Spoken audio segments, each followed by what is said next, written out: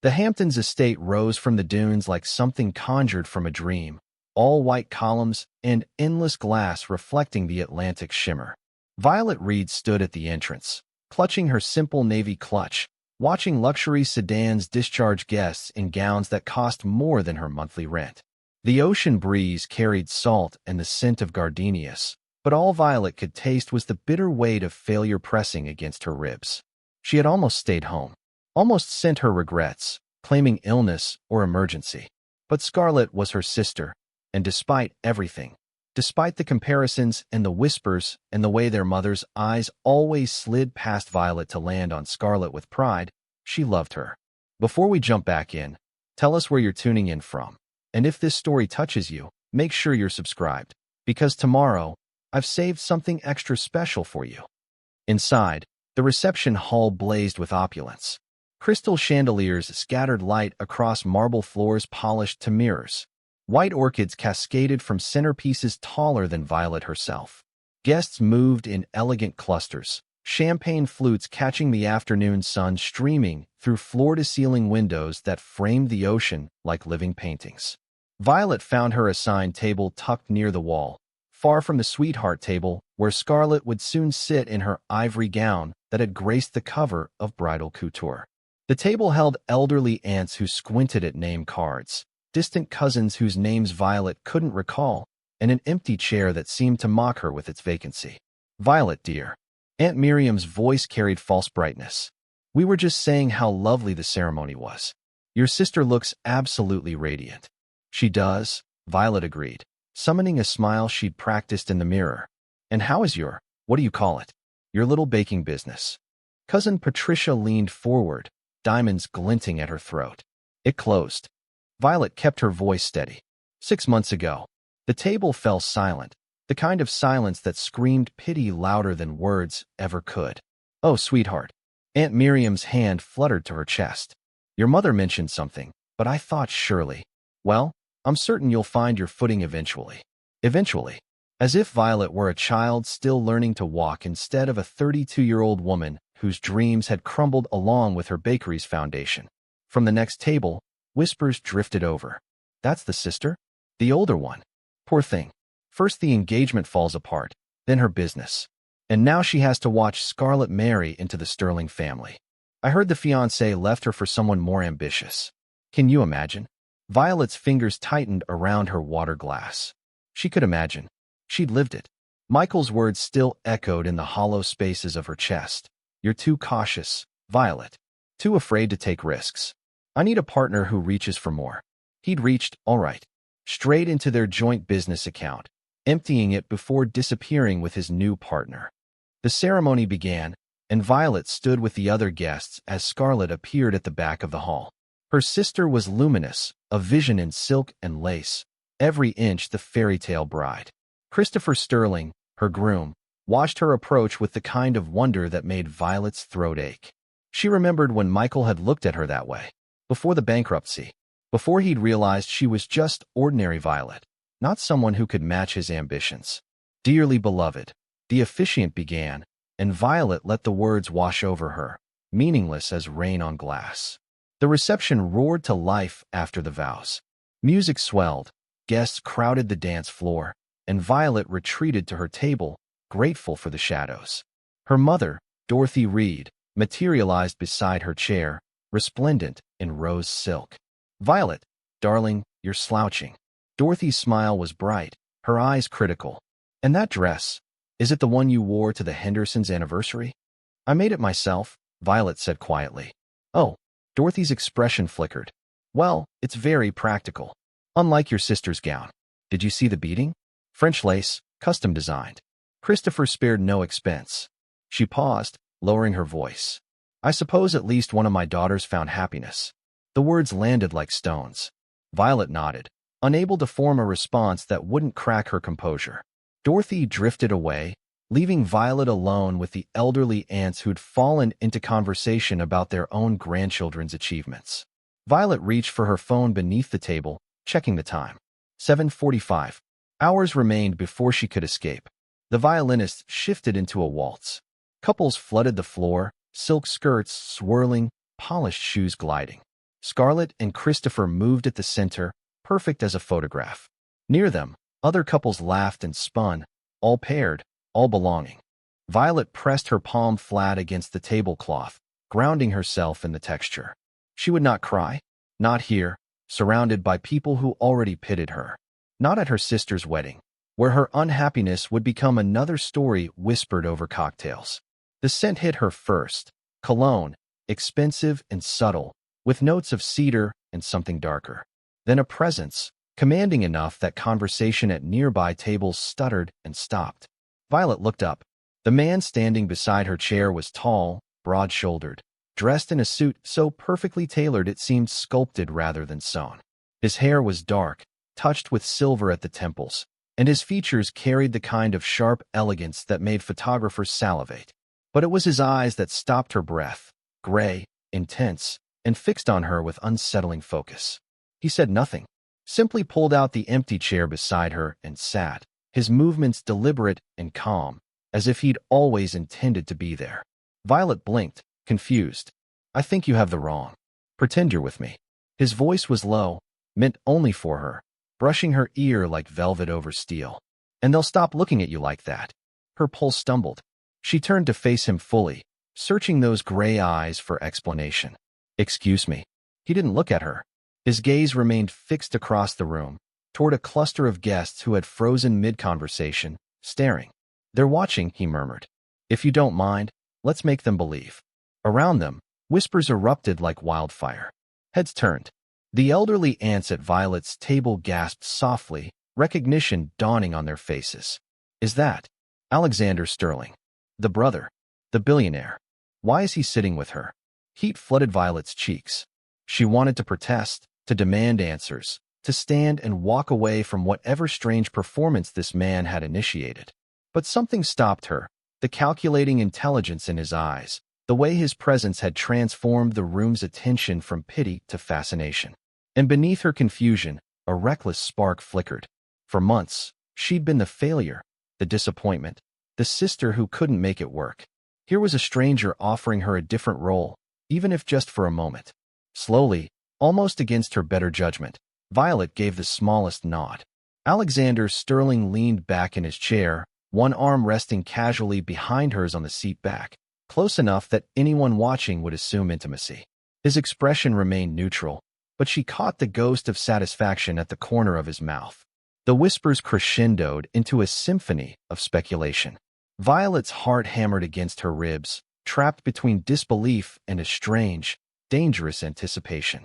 She had come to this wedding expecting to be invisible. Instead, in the space of a breath, a man she'd never met had rewritten her place in the story. Who are you? Violet whispered, hyper-aware of the eyes boring into them from every direction. Alexander Sterling. He said it without inflection, as if the name required no elaboration. Christopher's brother. Recognition clicked into place. She'd heard the name, seen it in headlines. The tech billionaire who'd revolutionized cybersecurity, built an empire on artificial intelligence ethics. The reclusive genius who avoided social events and refused interviews. And he was sitting beside her, arm draped behind her chair, watching the room with clinical detachment. Why? She managed. His jaw tightened almost imperceptibly. Look 3 tables to your left. The woman in the silver gown. Violet glanced over. An elegant woman in her 60s sat surrounded by younger women, all watching Alexander with predatory interest. My father, Alexander continued, his voice low, believes I require management. He and several society mothers have coordinated an ambush. 6 eligible women at this wedding, all conveniently seated near the Sterling family table. His gray eyes finally shifted to meet hers. I noticed you were alone. You looked like you needed saving as much as I did. The audacity of it stole her breath. So you decided to use me as a shield? I'm proposing a mutually beneficial arrangement. He delivered it like a business proposal, devoid of emotion. We pretend to be involved for the duration of the evening. You deflect unwanted matchmaking aimed at me. I deflect whatever pity or concern is being directed at you. Violet's cheeks burned. You don't know anything about me. I know enough. His gaze held hers, uncomfortably perceptive. I watched you during the ceremony. The way you held yourself apart. The way your mother spoke to you just now. And how you didn't defend yourself. I recognize someone performing survival. He paused. I've been doing it for years. The truth of it cut too close. Violet looked away, watching Scarlett laugh at something Christopher whispered, radiant and perfect. Everything Violet wasn't. What exactly are you suggesting? She asked quietly. Tonight only. We sit together, dance once or twice, appear comfortable. Let people speculate. Tomorrow, we go our separate ways, and you never have to see me again. It was insane.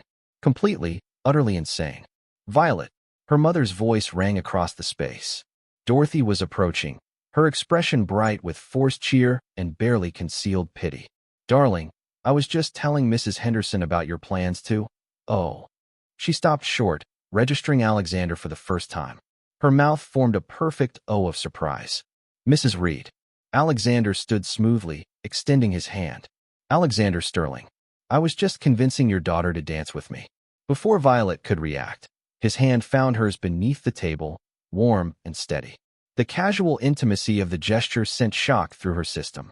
Dorothy's expression transformed. Pity evaporated, replaced by delighted confusion. Mr. Sterling. What a surprise. I had no idea you and Violet were. She trailed off, fishing for confirmation. We prefer to keep things private. Alexander's thumb brushed across Violet's knuckles, a gesture so natural anyone watching would believe they'd done it 1,000 times. Your daughter values discretion. It's one of the things I admire most about her. Violet nearly choked, but she forced herself to remain still, to let the performance unfold. Well, Dorothy's entire demeanor shifted.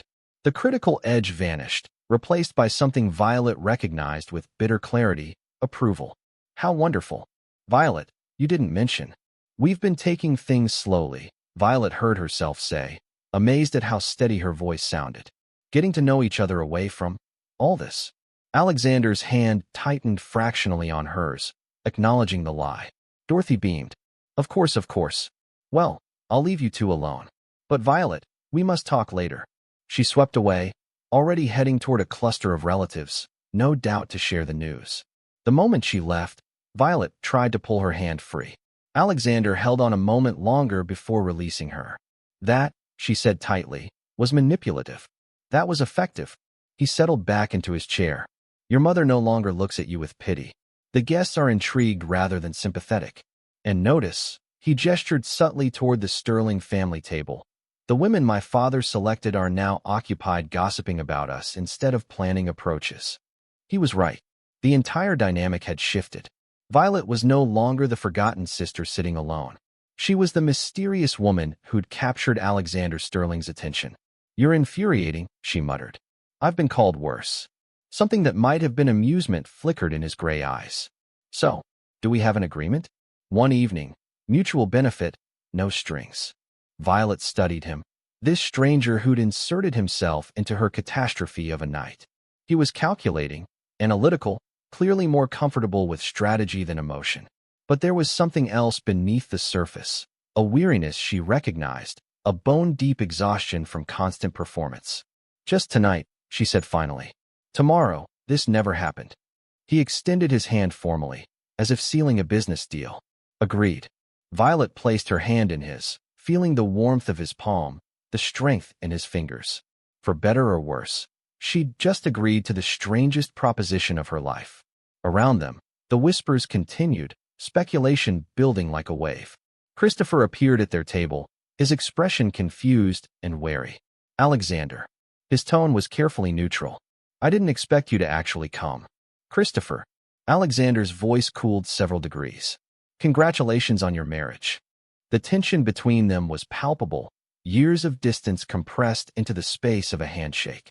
Christopher's eyes slid to Violet, curiosity and concern warring in his expression. Violet, it's good to see you. Scarlett was worried you might not make it. I wouldn't have missed it, Violet said softly. Christopher studied them both, clearly trying to parse the dynamic. Well, I hope you're both enjoying yourselves. Violet, if you need anything. She's fine. Alexander's interjection was smooth but firm. I'm taking excellent care of her. Christopher's jaw tightened. He nodded once, stiffly, and walked away. That was your brother, Violet said. You were cold. We're not close. I gathered. Alexander stood abruptly, offering his hand. Dance with me.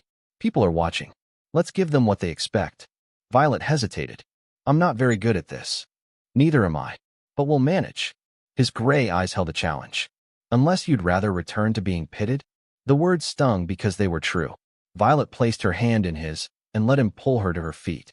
As they moved toward the dance floor, she caught sight of her reflection in one of the tall windows.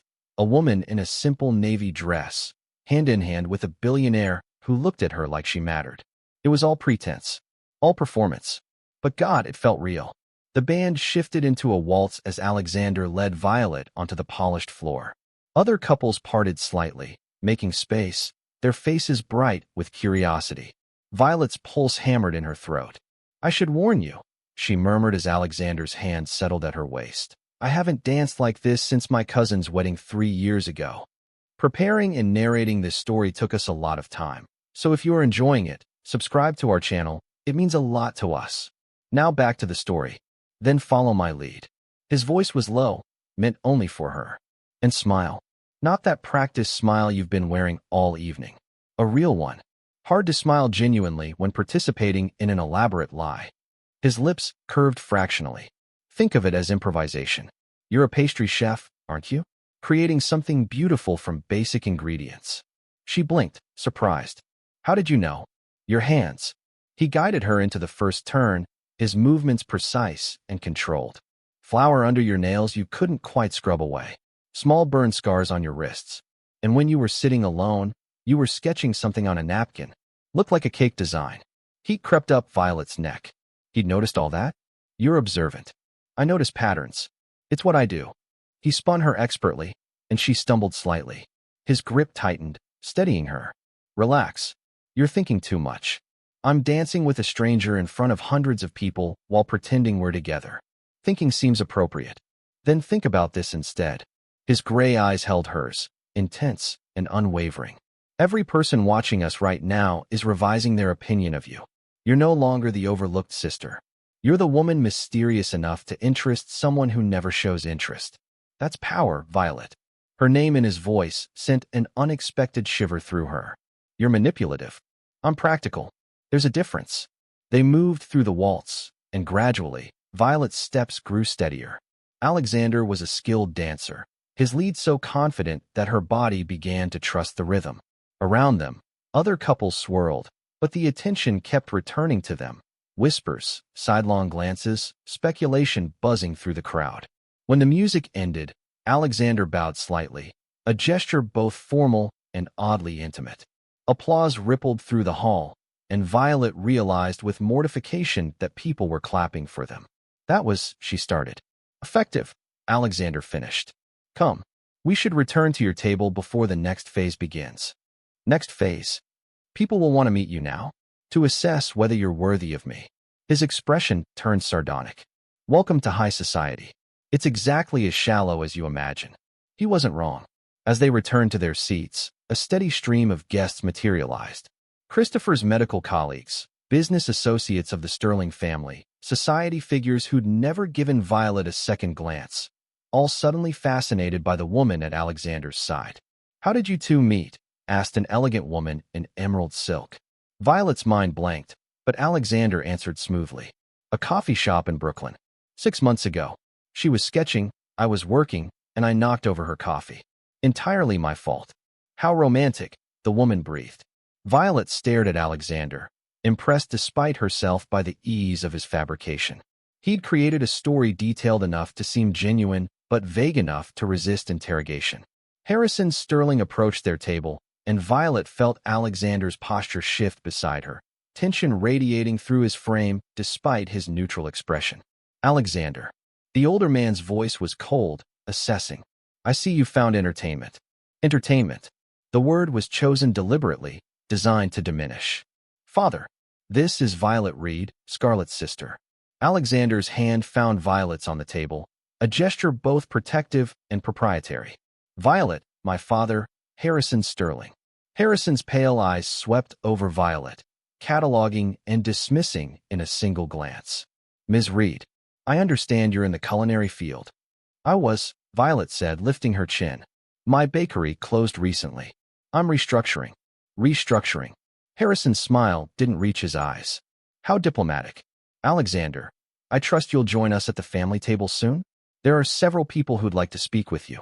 I'm comfortable here. Nevertheless, I said I'm comfortable here. Alexander's voice carried steel beneath the courtesy. Enjoy your evening, father. Harrison's jaw tightened.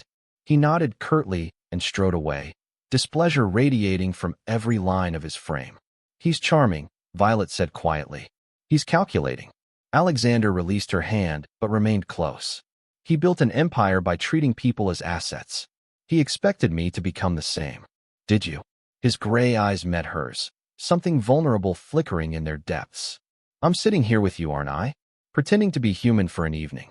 I'd say the jury's still out. Before Violet could respond, Scarlett appeared, luminous in her wedding gown, Christopher at her side. Her sister's expression was radiant but confused, eyes darting between Violet and Alexander. Vi, Scarlett said softly, using her childhood nickname. Can we talk? Just for a moment. Violet glanced at Alexander, who nodded slightly. She followed Scarlett toward the powder room, aware of eyes tracking their movement. Inside, amid gilded mirrors and marble counters, Scarlett turned to face her, hurt evident beneath her polished exterior. Why didn't you tell me? Her voice cracked slightly. About him? About any of it. Guilt twisted in Violet's chest. It's complicated. We're sisters, Vi? When did we stop telling each other things? When you became perfect and I became the failure, Violet thought, but didn't say. When Mom started comparing us and you stopped noticing. When your happiness made my struggles feel small and shameful. I wanted to keep it private, Violet said instead. We've been taking things slowly. Scarlett studied her, and Violet forced herself to hold her sister's gaze to maintain the lie. Finally, Scarlett sighed. I worry about you. After Michael, after the bakery. I just want you to be happy. She paused. Alexander seems intense. He is. But he looks at you like you matter. That's something. Scarlett squeezed Violet's hand. Just be careful, okay? The Sterling family is complicated. They returned to the reception, and Violet slipped back into her seat beside Alexander, guilt still churning in her stomach. She's concerned, Alexander observed quietly. She's my sister. It's her job. And yet you lied to her. That bothers you. Violet shot him a sharp look. You notice everything, don't you? It's a burden. He lifted his champagne glass. For what it's worth, the performance is working. Your mother hasn't looked at you with pity once in the past hour. And my father's matchmaking attempts have stalled entirely. He was right. Dorothy was across the room, laughing with relatives, her entire demeanor transformed. The elderly aunts at Violet's table were chattering excitedly about that handsome Sterling boy. Even strangers were glancing over with envy rather than sympathy. The evening rolled on. Violet found herself laughing at Alexander's dry observations about the guests, surprised by his wit. He was analytical but not unkind, his comments cutting but never cruel. And when they danced again, she noticed he'd adjusted his lead to accommodate her inexperience, making her look graceful even when she wasn't. As the reception wound down and fireworks began exploding over the ocean, painting the sky in gold and silver, Alexander turned to her. One night was the agreement. It was. And yet. He paused, considering. I have a charity gala next week. For AI ethics research. It requires a date, and I'd prefer not to face another matchmaking ambush. Violet's heart skipped. You're asking me to do this again? I'm proposing an extension to our arrangement. Same terms. You attend events with me, deflect unwanted attention, and in return, I provide you with social visibility that could benefit your business when you rebuild. It was logical, practical, completely transactional. And yet, something in his gray eyes suggested it was more than that. A recognition of shared loneliness, of two people who'd learned to survive by pretending. Just the gala, Violet heard herself say. One more event. Alexander's lips curved into the first genuine smile she'd seen from him all evening. Then I'll see you next week, Violet read. As he walked away, disappearing into the crowd of departing guests, Violet stood beneath the fireworks, her heart racing, her world tilted entirely off its axis. She'd come to this wedding expecting to endure an evening of pity and comparisons. Instead, she'd agreed to an impossible charade with a brilliant, damaged billionaire who looked at her like she was a puzzle worth solving. Tomorrow, she'd return to reality. But tonight, for the first time in months, Violet Reed had felt like someone worth noticing. And that dangerous, intoxicating feeling was already becoming addictive. Brooklyn felt like another planet after the Hamptons. Violet climbed the 4 flights to her studio apartment Monday morning, past peeling paint and a neighbor's forgotten bicycle, back into the reality of unpaid bills stacked on her kitchen counter. The wedding already felt like fiction, champagne and chandeliers replaced by instant coffee and fluorescent lights. She'd convinced herself Alexander wouldn't follow through. Rich men made promises at weddings they never intended to keep. But Tuesday afternoon, her buzzer rang. She opened the door to find him standing in her narrow hallway, impossibly out of place in his tailored suit, holding 2 coffee cups and a manila folder. "You look surprised," he said. "I am." Violet stepped aside, letting him enter her cramped space. He didn't belong here, amid her secondhand furniture and kitchen barely large enough for one person. Yet he moved through it with the same analytical focus he'd shown at the wedding, assessing without judgment. "Coffee." He handed her a cup. "And these." He set the folder on her cluttered table. 3 potential clients who expressed interest in your pastry work. High-profile events. Good money. Violet opened the folder, her pulse quickening. Corporate galas, a museum fundraiser, a private anniversary party. Each representing more income than her bakery had generated in its final 6 months. "How did you?" "I mentioned you to a few people. Your work speaks for itself. They simply needed to know you existed." He paused. "Unless you'd prefer I hadn't?" Pride warred with practicality. She needed this work desperately, but accepting felt like acknowledging a debt she couldn't repay. "Thank you," she said quietly. They met 3 more times that week, ostensibly to coordinate their story for the gala. Alexander was meticulous, crafting backstory details with the precision of a programmer debugging code. How they met. Their first date. What drew them together. Each session revealed small pieces of who he was. A man more comfortable with patterns than people, whose social awkwardness masked genuine curiosity. He asked endless questions about pastry techniques, wanting to understand the chemistry of bread rising, the precision required for macarons. In turn, Violet learned his company focused on AI ethics, preventing the technology he'd helped create from being weaponized or misused. "My brother nearly had his identity stolen in college," Alexander explained during one session. "Someone created an entire digital duplicate of him. That's when I realized technology without ethics was just another weapon." Friday, he took her shopping on 5th Avenue. Violet protested, but Alexander was immovable. "The gala requires formal attire. Consider it a work expense." In the boutique, surrounded by gowns costing more than her monthly rent, Alexander proved hilariously inept. He analyzed dresses like mathematical equations, attempting to quantify beauty through fabric composition and structural integrity. "This one has optimal draping," he said seriously, holding up a dress Violet immediately hated. "It makes me look like a curtain. The emerald complements your skin tone." "Objectively." "Fashion isn't objective, Alexander." His lips twitched. "Then teach me subjective assessment." She did, explaining how certain cuts created silhouettes, how color influenced mood, how confidence mattered more than price tags. He listened with complete focus, as if she were explaining quantum physics. They settled on a deep burgundy gown that made Violet feel elegant rather than costumed. Alexander nodded approval, though she suspected he still didn't fully understand why. At her apartment that evening, she attempted to teach him normal couple behavior, casual touches, inside jokes, how to hold hands without looking like he was analyzing grip strength. "You're overthinking," Violet said, laughing despite herself. "I overthink everything. It's my baseline state." "Then stop thinking. Just be present." He tried, his hand finding hers with deliberate care. The touch sent unexpected warmth through her chest, and Violet quickly pulled away, suddenly aware how blurred the lines were becoming. Saturday, while Alexander reviewed documents at her table, his phone rang.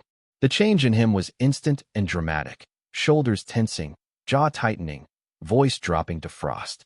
"Marcus, this isn't a good time." Pause. "The numbers are fine. I've reviewed them twice." Another pause, longer. "We'll discuss it Monday."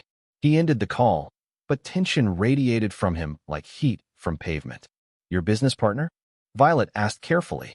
"Yes." "He stresses you out." Alexander's gray eyes met hers, guarded. "He's competent. That's what matters." But Violet had spent years as a journalist before switching to pastry. She recognized evasion, the careful word choices that concealed more than they revealed. Something about Marcus Coleman troubled Alexander deeply. She filed the observation away, her old instincts whispering. Later, Alexander helped her test a new pastry recipe, a lavender honey tart she was developing for one of the clients he'd connected her with. He followed her instructions with engineering precision, measuring ingredients to the gram. "You're better at this than I expected," Violet admitted, watching him fold dough with surprising delicacy. "I like problems with clear solutions.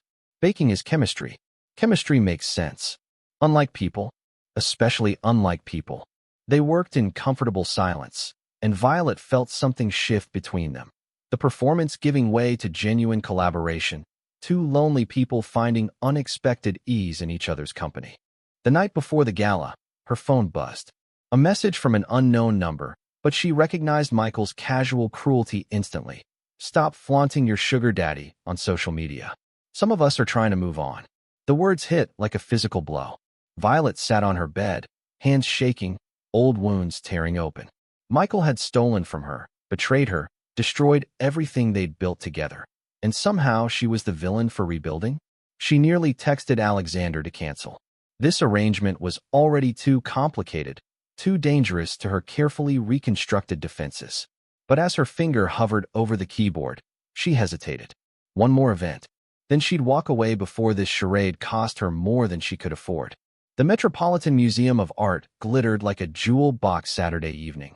Its marble halls transformed into a fundraiser for AI ethics research. Violet felt the weight of scrutiny the moment she entered on Alexander's arm.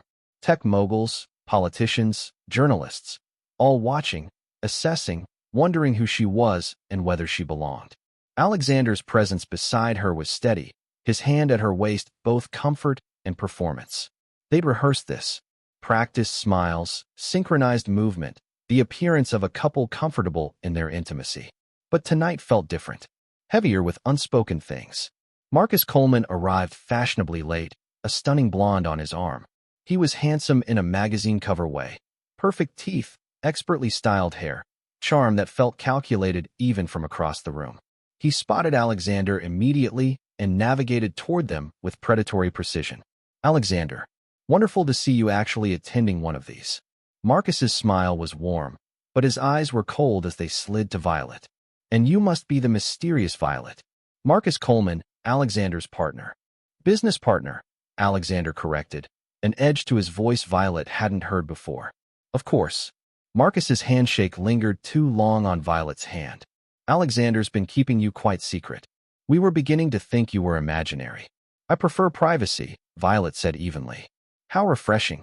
Most women in your position would be leveraging the connection." His tone was light, but the insult landed precisely. Alexander's jaw tightened. "Marcus, I'm teasing. No offense intended, Violet. I'm sure your pastry work is exceptional." He emphasized pastry subtly, making it sound quaint, diminutive. Throughout the evening, Marcus inserted himself into their conversations, always charming, always undermining.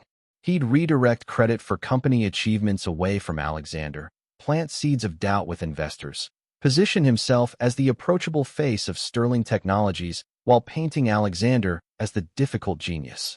Violet recognized the tactics immediately. She'd seen it in newsrooms, ambitious colleagues sabotaging others with smile and knife combined.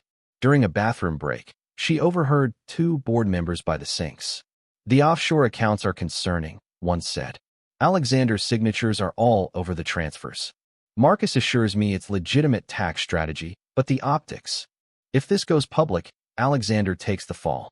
Marcus made sure of that. Violet's blood chilled. She returned to the gala floor to find Marcus watching her, his expression assessing, as if calculating how much she'd heard. Later, a journalist approached Alexander with a recorder. "Mr. Sterling, there are rumors about financial irregularities at your company. Care to comment?" Alexander's expression never flickered. "Sterling Technologies undergoes quarterly audits. Everything is transparent and legal." "Next question."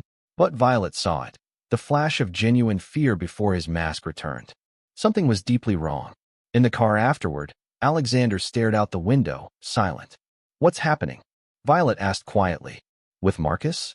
With your company? Nothing you need to concern yourself with. Frustration flared in her chest. I'm not a prop, Alexander. If this arrangement involves me, I deserve to know. It doesn't involve you. That's the point. His voice turned sharp. You attend events. We maintain appearances, and when this ends, you walk away clean. I'm protecting you. I don't need protecting. I need honesty. Then here's honesty. He turned to face her, gray eyes blazing. You agreed to pretend for social benefit, not to investigate my business or question my decisions. If that's changed, tell me now. The words stung because they held truth. She'd agreed to a transaction, not a partnership. But somewhere between the wedding and now, she'd started caring what happened to him, and that terrified her more than his anger. Fine, Violet said coldly. Thank you for your assistance tonight, Mr. Sterling. He flinched at the formality, but said nothing. At her apartment, she climbed out of the car without looking back. The door shut with finality, and she stood on the sidewalk, heart aching, as the car pulled away. Inside her building, she found Elena Vasquez waiting in the stairwell, Alexander's head of security, compact and fierce-eyed. Ms. Reed. Elena pressed a business card into Violet's hand. If you care about him, call me. He won't ask for help, but he needs it. Then she was gone, leaving Violet alone with a card and a choice that could destroy her all over again. For 3 days, Violet tried to forget. She focused on the client projects Alexander had connected her with, developing pastries and pretending her world wasn't tilting sideways. But Elena's words haunted her, and worse, her journalist's instincts, dormant for years, roared back to life. Wednesday evening, she called the number on Elena's card. They met at a diner in Queens, far from anywhere Alexander might notice. Elena arrived with a briefcase, her expression grim. He's being framed, Elena said without preamble. Marcus has been embezzling for over a year. Offshore accounts, falsified records, all bearing Alexander's signature. She spread documents across the table. Violet's hands trembled as she reviewed them. Transfer orders to Cayman Island accounts. Millions redirected through shell corporations. Each document signed Alexander Sterling in bold, decisive strokes. These look legitimate, Violet said quietly. They're forgeries.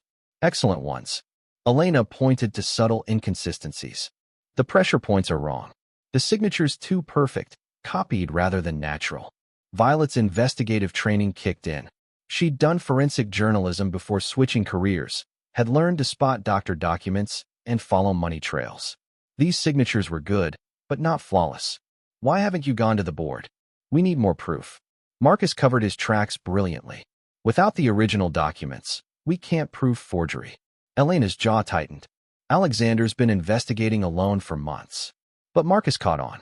Now he's preemptively framing Alexander, making himself look like the concerned partner discovering embezzlement. The board members I overheard. Marcus planted that conversation. He's building narrative.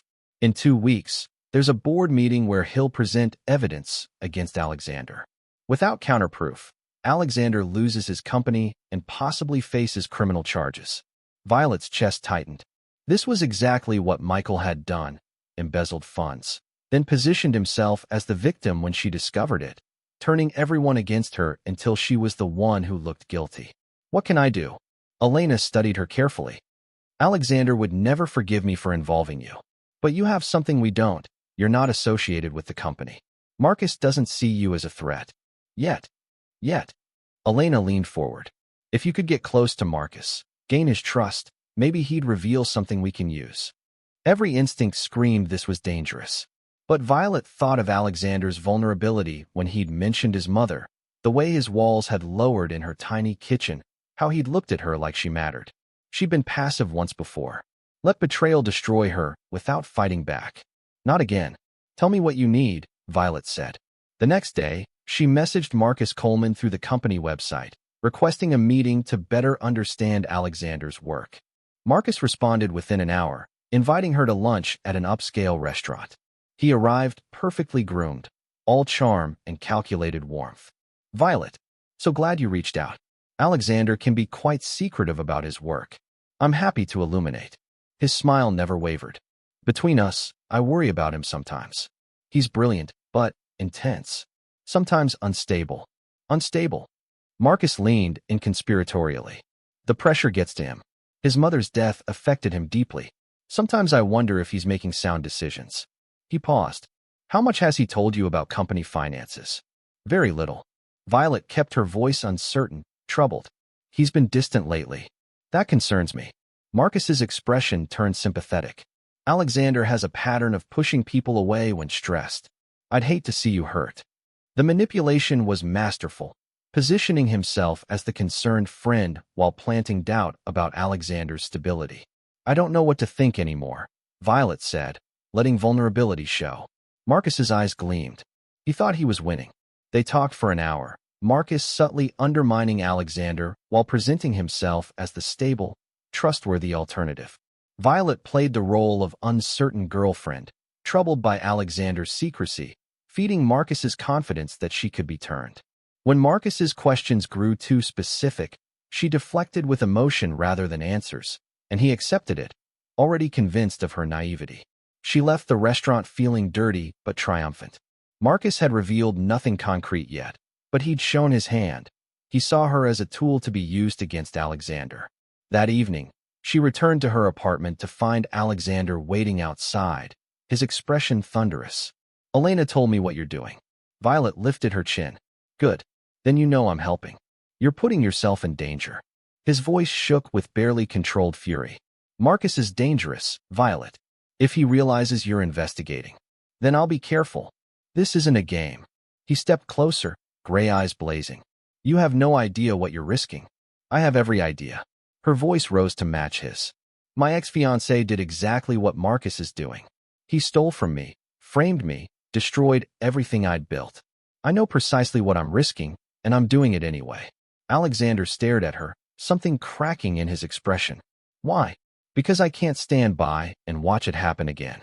Because you saved me at that wedding, even if it was transactional. Because... She stopped, realizing too late where her words were leading. Because what? His voice dropped to barely a whisper. Because I care what happens to you, Violet said quietly. And I'm done being passive while people I care about get destroyed. The silence stretched between them, heavy with everything unspoken. Finally, Alexander reached for her hand, his touch gentle. If we do this, we do it together. No more secrets. Violet nodded, feeling the shift, the performance finally, irrevocably becoming real. No more secrets, she agreed. And with those words, they crossed a line neither of them could uncross. Alexander revealed everything. Marcus's year-long embezzlement, forged signatures, the looming board meeting. Violet confessed her journalism past, her ex-fiancé's identical betrayal. Walls crumbled between them. Their first real kiss sealed a partnership born from shared wounds. No more pretending, Alexander whispered. Marcus launched his attack, tabloid smears, family manipulation, a board meeting in 72 hours. Violet broke into his office after midnight, found partial evidence, then heard voices. Trapped, she overheard Marcus's complete plan before barely escaping, leaving behind a telltale earring. They staged a brutal breakup. Violet approached Marcus, offering betrayal for protection. Wired by Elena, she extracted his full confession until his phone rang with a warning. Trapped with a murderous Marcus, the penthouse door crashed open. Alexander burst in, fighting to save both Violet and the evidence. Marcus was arrested, the recording vindicating Alexander completely. The board meeting exposed everything: forged signatures, embezzlement, manipulation. Christopher apologized, their brotherhood beginning to heal. Scarlett and Violet reconciled, both realizing their competition stemmed from Dorothy's projections, not genuine rivalry. 3 months later, Violet reopened her bakery in Brooklyn, funded independently. Alexander restructured his company, with Christopher joining the board. At the bakery's intimate grand reopening, surrounded by family and friends, Alexander proposed simply, no more pretending. Will you marry me? Violet smiled. I never was pretending. Yes. 1 year later, they married in the Hamptons garden where they'd met. No longer performing, finally home. Up next, you've got 2 more standout stories right on your screen. If this one hit the mark, you won't want to pass these up. Just click and check them out. And don't forget to subscribe and turn on the notification bell so you don't miss any upload from us.